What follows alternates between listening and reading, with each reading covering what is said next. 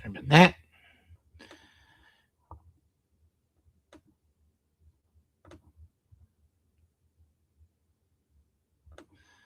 Okay, sorry about that. Welcome back to the G-1 Climax 36 live update. 8 part 2. Well, our semifinals are now set for Saturday. Tomorrow's a travel day to Ryogoku Kagokigan, so no action tomorrow for New Japan. But for now, let's run down the haters' guide to this point in the semifinals. Let's start with the guys who didn't make it, and we'll start in the A block.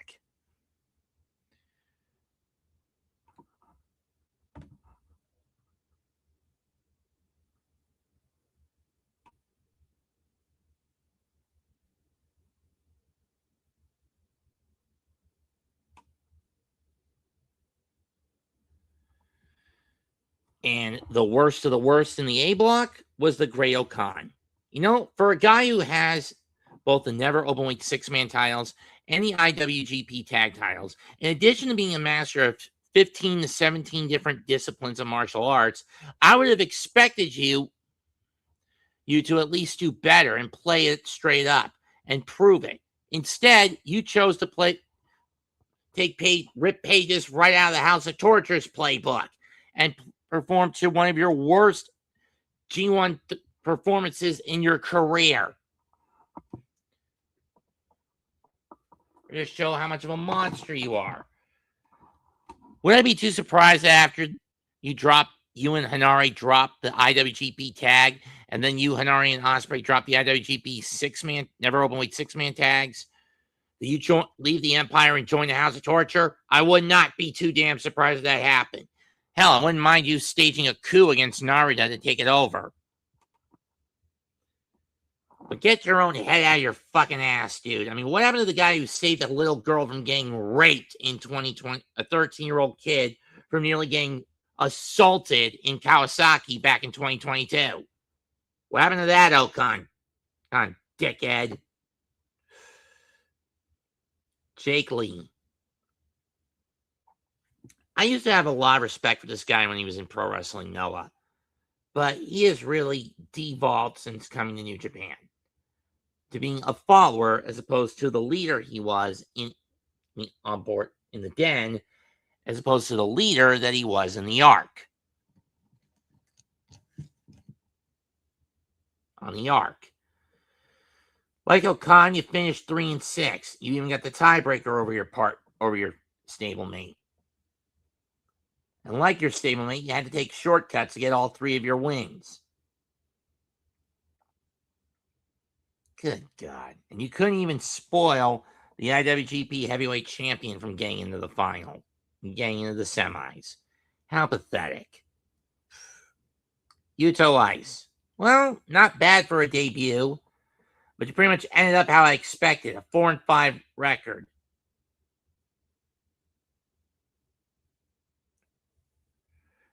Couldn't take down many of the established vets, two of the established vets, 2 of the 3 established vets in your block, and fell to not only your boss in Unbound Company, but also to the House of Torture and to Sonata and Takeshita. Still, if you can get the stigma of a tag wrestler washed off you, though, you could go far. But how long is that going to take? Sonata. Some would say this is a fall from grace, but others like myself would say him finishing 4-5 is what you expect out of him.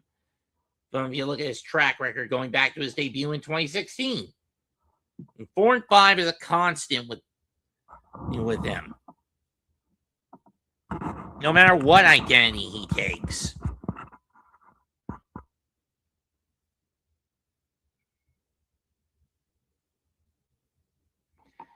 Sure, the 2020 and 2022 and 2023 tournaments are outliers, you'll say.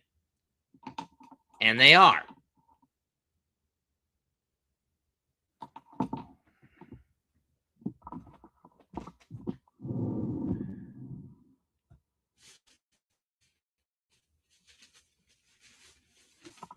But what good is he going to be if he can't get out of his own way?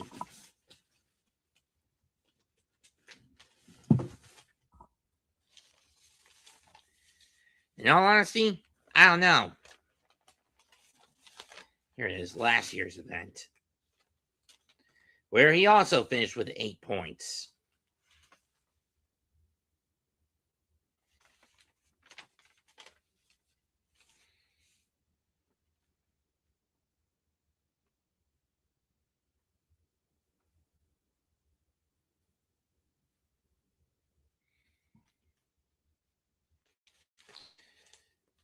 How can you go from top of the heap to basically spin your wheels in just 3 years? Simple. You be a slacker. And this is someone who was considered a Keiichi Muto disciple who got kidnapped and joined All Japan. Maybe when his contract runs out, he should go back to All Japan.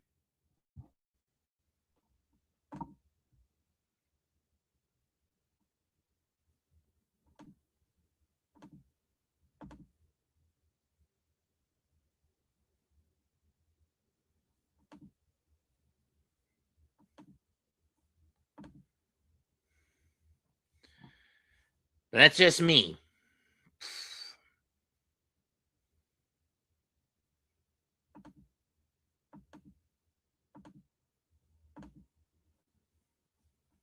Shin Takagi. Like Sonata, this is another guy who spins his wheels at 8 points on average in every G1 he's been in since his debut in 2019.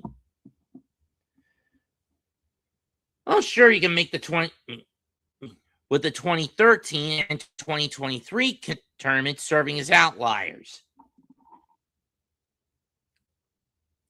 In 2021, 2023, and 2024 tournaments serving as outliers. And this is a guy, but given that he wants the high of being an IWGP Heavyweight Champion in front of a roaring crowd instead of a silent one. Yeah, COVID is where Shingo got... Holding the title during COVID is where Shingo got fucked over royally. And no one can blame me for saying that. But the Dragon's running low on time.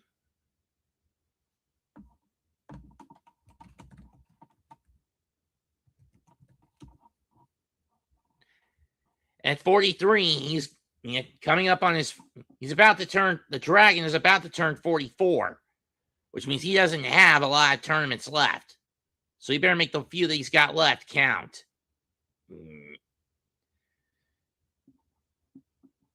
Hiroki Goto.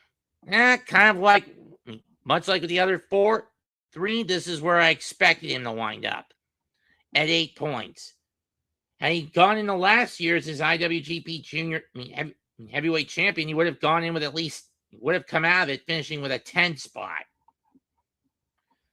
But a shoulder injury, as well as film commitments, forced him to withdraw and have Taichi take his place, and Taichi only ended up with 6. Goto may only have like 1 or 2 more tournaments left in him. And to prove that G in G1 stands for Goto. But like I said, with last year, he was only going to get 1 world title run, and he got it last year. But at the very least, he gets a consolation prize. Like Sonata, he has a consolation prize in his pocket. If Tsuji can hold on through October, an IWGP title match. A future IWGP title match.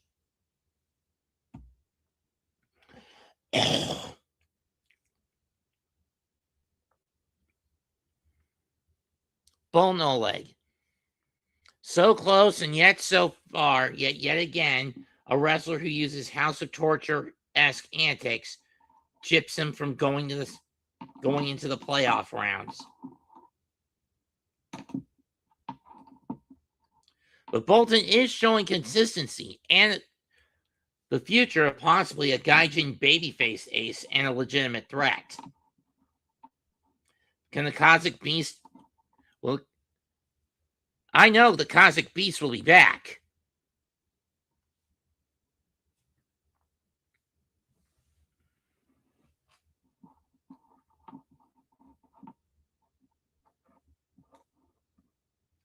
Next year may be his time to shine. Just make sure you don't end up with people who use House of Torture like antics. At least like Goto and Sanada, you have a title shot in your pocket, a heavyweight title shot in your pocket.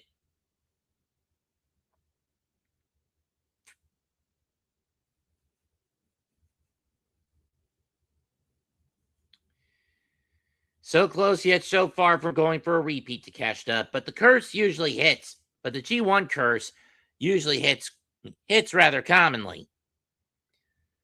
The only guys that have been able to avoid that curse have been avoid the curse of no repeat G1s have been Masahiro Chono, Hiroshi Tenzan, and Kazuchika Okada. And Takeshita just couldn't bring himself into that echelon. If he had just managed to beat Oiwa, he would have gone on. But now he owes at least 3 New Japan World Television title shots. It's not going to be easy for the Alpha. He's been in a downward spiral in 2026. Kicked out of the Don Callis family after winning the international title. Dropped the international title. But we all knew that the eventual double cross by Don Callis was coming. You can trace it back to when Okada joined the DCF in 2025.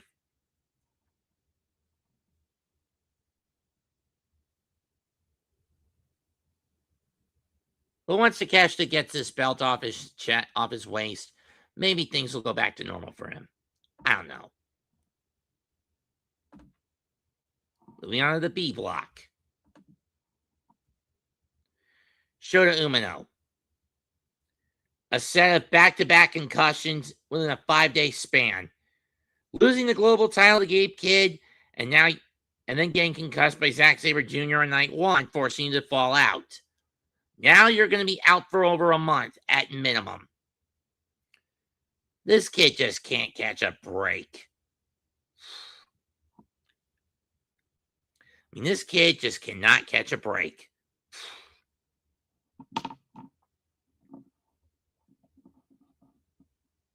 Oscar.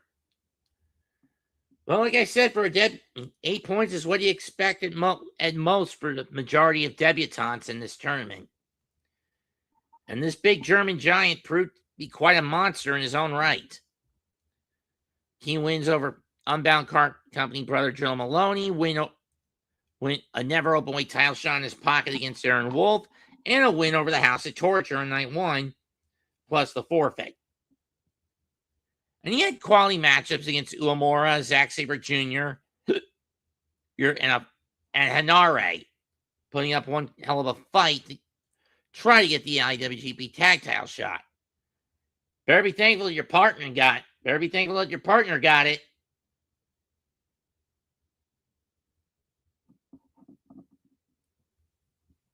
And you guys now have a full, at least a partial line shot back to the IWGP Tag Titles. For now. Aaron Wolf. Yeah, tough break for the Judo Master. But again, like Oscar, this is where 8 points is where you probably expected him to end up.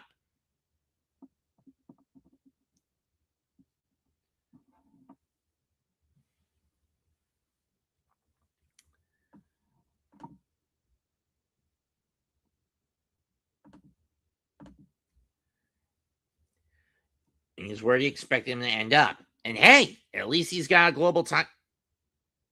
But hey, at least you got a you got a victory over a former IWGP champion in Callum Newman.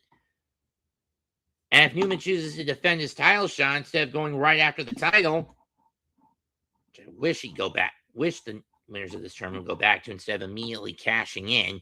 Damn you to hell for that, Zach. Damn you to hell for that, by the way, Zack Sabre Jr.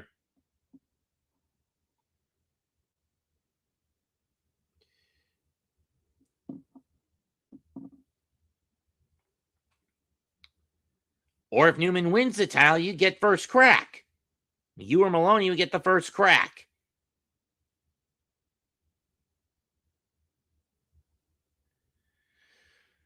But things are not going to be easy for Aaron. He's got at least 5 men coming after his Never Crown, and one of them is a nightmare named Ren Narita, who is hell-bent on bringing that belt back into the house by any means necessary.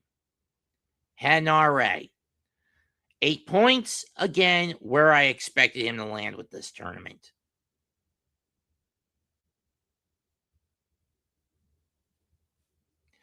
All the chips were laid there. Well, he would have had a long... By the time Gabe Kidd won his match over Narita, he was already out of the running. Hanare could at least play spoiler to his boss, and he put his heart out there, even re-aggravating the separated shoulder Callum's been dealing with, and bruising his ribs badly.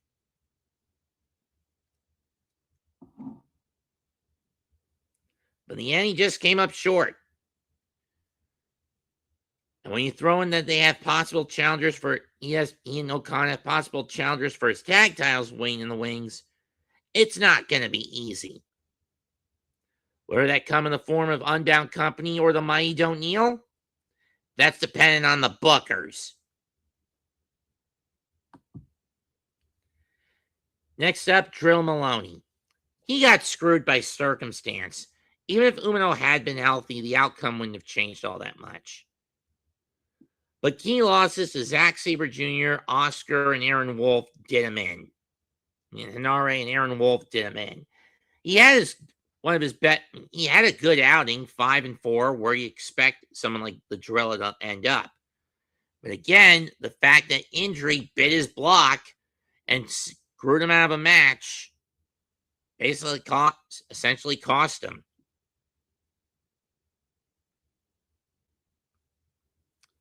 And I feel sorry for the Driller Dan Maloney. And for Maloney. Because of that.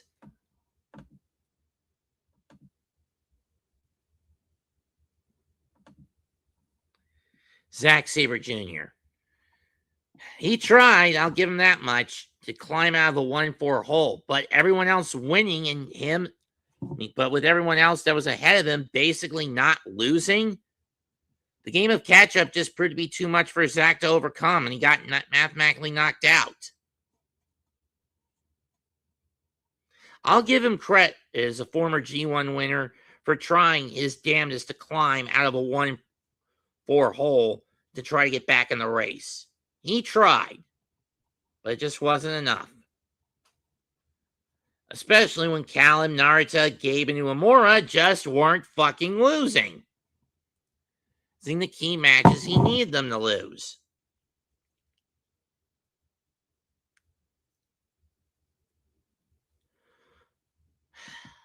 It's back to the drawing board or back into the tag, or go after the Never or tag titles for Zachy.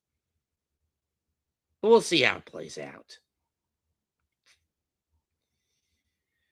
You had your destiny in your hands, Narita. All you had to do was beat Gabe Kidd, and you couldn't do that because you and him were too busy beating each other up before the bell rang in traditional House of Torture vintage, and he beat you in just a little over 2 minutes. And you had Corkin Hall rallying behind you, a rarity ever since you joined House of Torture, you dumb fuck.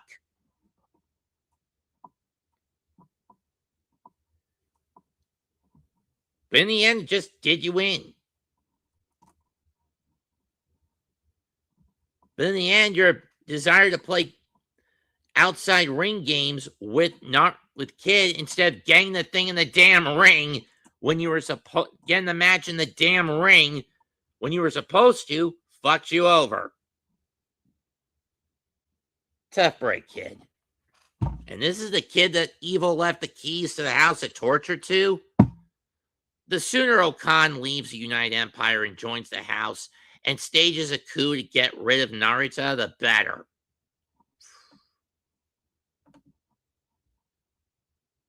Believe me.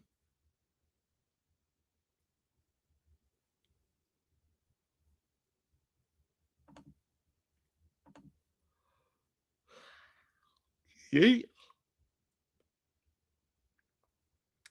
final elimination, Gabe Kidd. What a hubristic bastard. He thought he had it all going. He just needed Uemura to lose, and he couldn't do that. They needed Calm to lose, and he couldn't do that. Still, a personal best of 6-3 in the tournament, nothing to scoff at. However, the way he's been treating that IWGP Global Heavyweight Championship is similar to how Niall treated the Intercontinental title 10 years ago after he won it. The sooner Umino or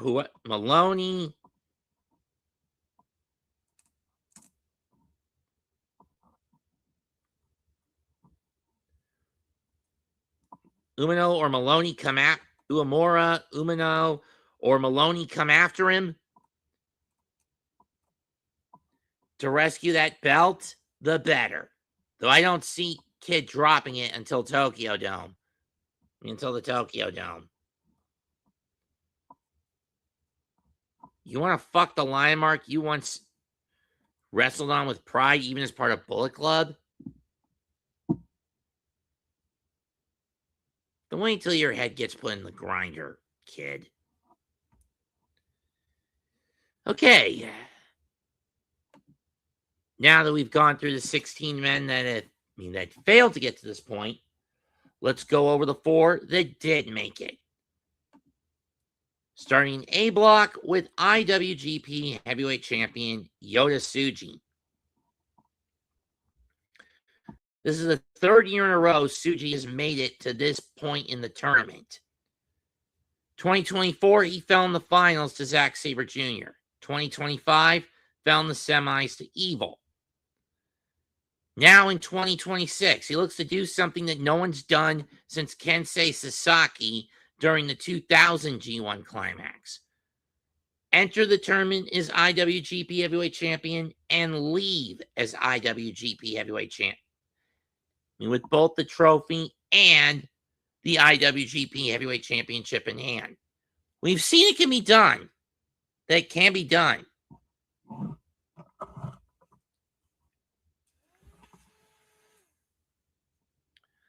Just go back to the N1 victory in Noah 2 years ago, and Kaito Kiyomiya won the tournament and retained the GHC Heavyweight Championship in the final match of the tournament because he was going in as GHC Heavyweight Champion.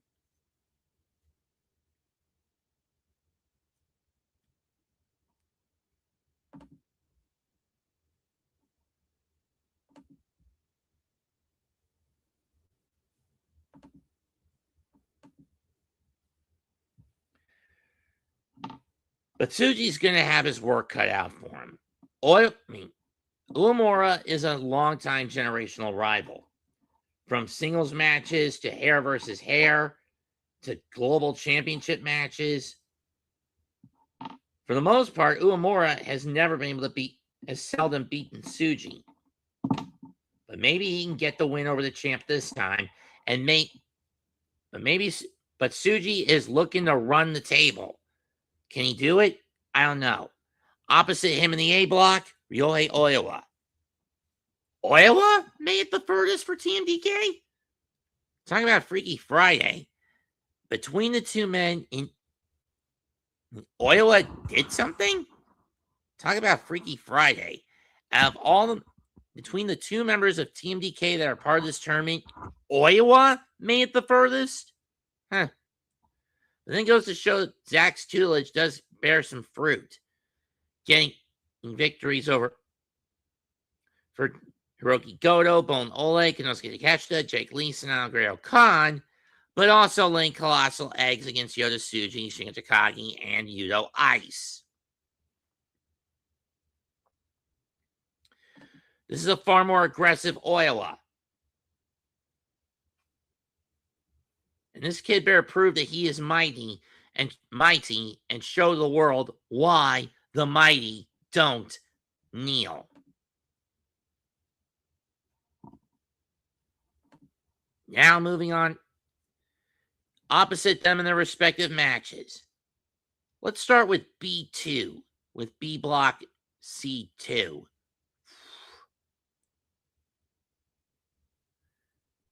Ranker 2. Yuya Uemura. His third G1 tournament has gone from damage sponge to top contender. Even if he won a gimmick belt, get champion of a gimmick belt, that has long since been put to bed.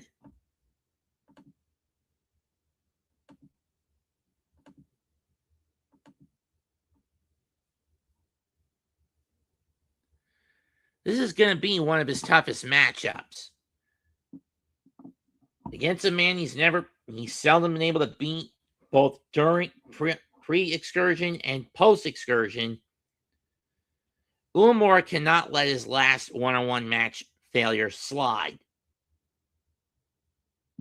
For him, he needs to win and advance to the final. And the deck might be stacked his way.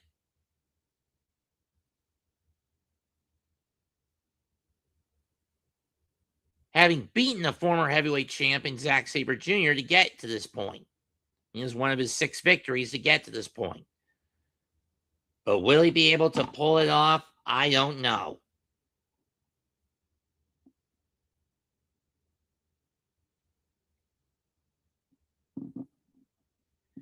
Now we move on to the final man, Cal Newman. 2026 has been one hell of a year for the Prince. He drove David Finlay out of New Japan in February. And Clark Connors away out of the company in February. Won and became the youngest New Japan Cup winner in March. Became the youngest IWGP Heavyweight Champion in April. And now in August is on the cusp of becoming the youngest man to win the G1 Climax. Though along the way, he's had to change tactics, going from the clean-cut, fair-play babyface of 24 and 25 to a more ruthless, shortcut-taking heel. A tonal shift at the end of 25 that has fully taken root in 2026 with the Empire as a whole.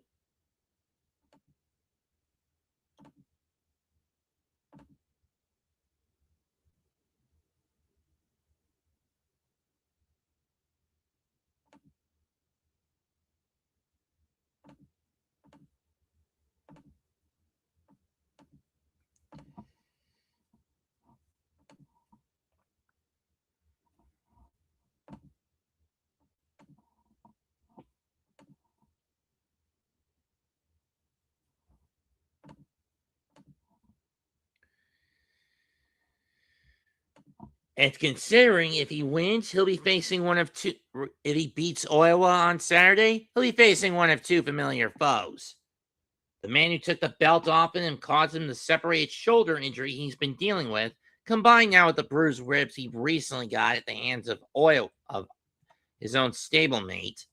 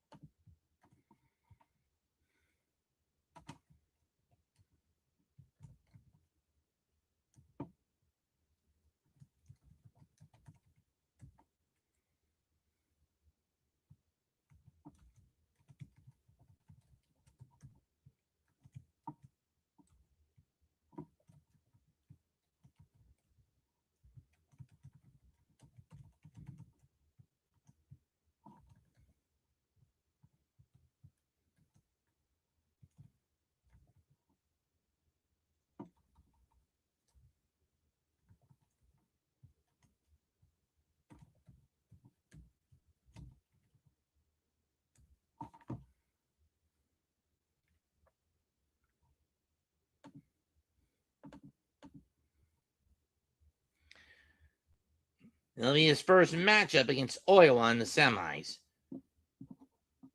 Will he pull it out? Will he make the grip kiss the crown? Or will he be locked in the grip is the question. Newman's going to be battered and bruised going into his match on Saturday. They all are at this point.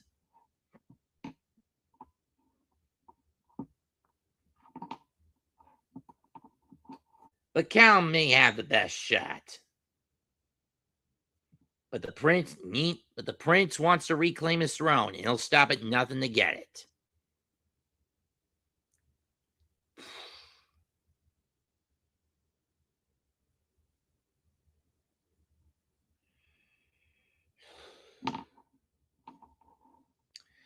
And there's your four for the G1 Climax 36.